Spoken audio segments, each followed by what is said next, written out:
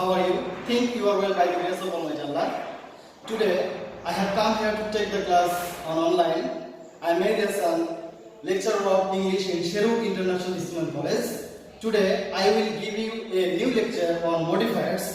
Most of the students think modifiers are very much difficult in English grammar. I have come here to take the class for 11 and 12. And now I will show you how easily I can solve the problems of modifiers. Okay? Thank you. Students, before starting modifier, I will give you a brief definition of modifier. Do you know what is modifier? I have written here, modifiers, a word which describes the other words or shows further identity. So, you are understanding? Modifier is a word which will describe other words or which will shows further identity of a word. Okay, this is called modifier. It will modify the other words. Okay, in English there are two modifiers: pre-modifier and post-modifier. If modifies placing before a word, if a word modifies placing before a word, this is called pre-modifier, and if the word modifies placing after a word, this is called post-modifier. I mean, if a word placed before another word and modifies it, it is called pre-modifier, and if any word placed after a word and modifies it, this is called post-modifier. Think you have understood the point. Next one, there is an example here. Okay, she is intelligent. Here, the word intelligent has placed after she and modifies this pronoun. Okay, so it is a post modifier. In your exam, if you are asked to modify a noun or a pronoun, you should use an adjective in that gap. Okay. For example, he is a meritorious student. If in this gap there was an indication, pre-modify the noun student, then you can use an adjective here.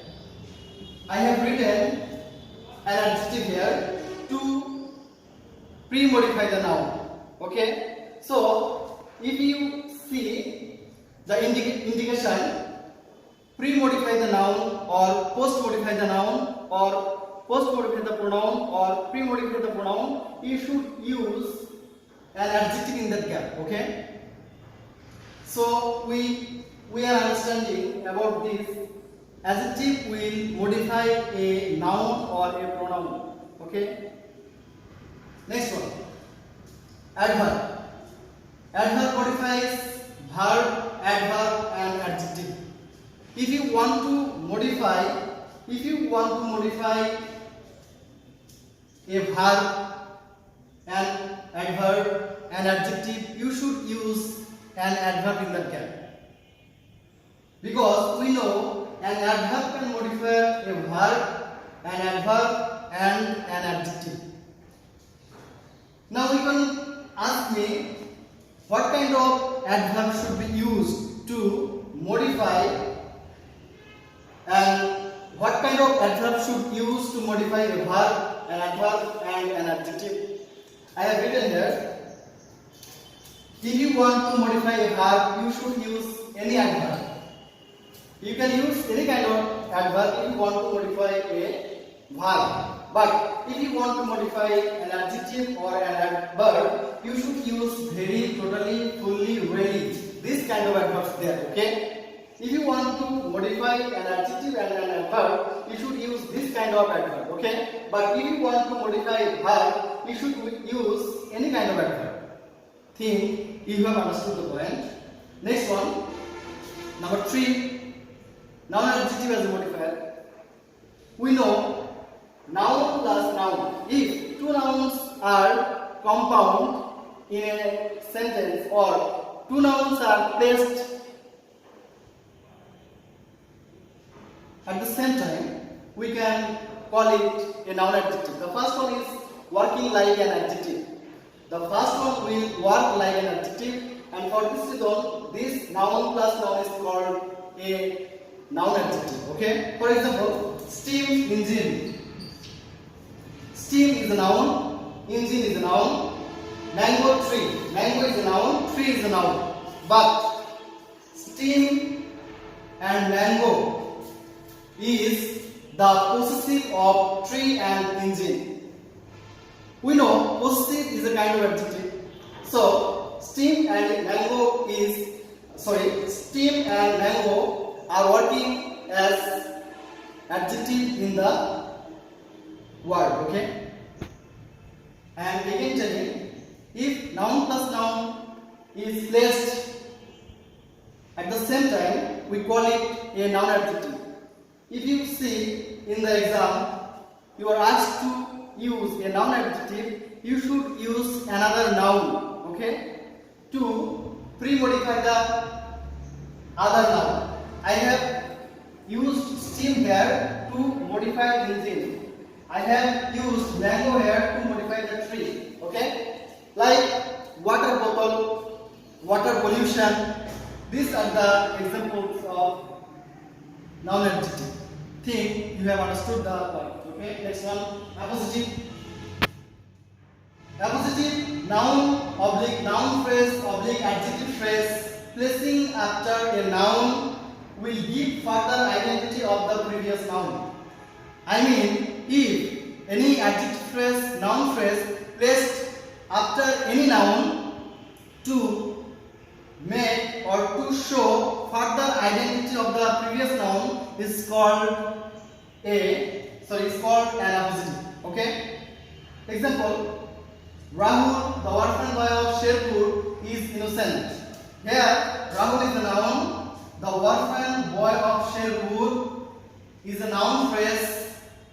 This noun phrase, the orphan boy of Sherpur, this is a noun phrase and it is indicating the further identity of Rahul. So it is an appositive.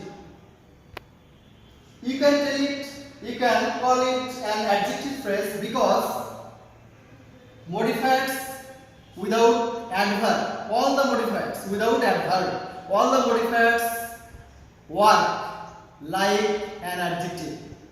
Okay, so you can call it an adjective phrase because it has shown the further identity of Rahul. Rahul, the orphan boy of Sherpur, is innocent. Okay, so this is called appositive. Next one, participle. We know there are three kinds of participle in English. The first one is verb plus ing, the second one is verb 3, and the third one is having plus preposition 3. We know what is a participle. Participle is a kind of non-finite verb and it works like an adjective. Participle will work like an adjective and will work like a verb. Okay. So we can tell a participle is a word that will work like an adjective and a verb is called a participle. There are three kinds of participle in English. The first one is present participle, the second one is past participle, and the third one is perfect participle. Okay. Example: I saw a flying bird. This is verb plus ing and modifying the word bird, modifying the word bird, and it is working like an adjective and a verb. I saw a flying bird. Flying is describing the other word bird and modifying it, so it is a present participle. Okay. Next one, infinitive. We know if to is placed before the base form of verb is called a non-finite verb. Okay. If you are asked to use an infinitive in the gap, you should use to plus base form of verb. Here I have written, she went to meet Corinne. She went to meet Corinne. To meet, this is an infinitive. Okay. Next one. Here, number 7. Okay. Number 7. Determinants as a modifier. Okay. We know demonstrative, articles, possessive, quantifier, cardinal, ordinal. These are called determinants. Determinants are the words which indicate the other words. Okay. If you were asked to use demonstrative in a sentence as a modifier, you should use this, that, those, such as, so, other.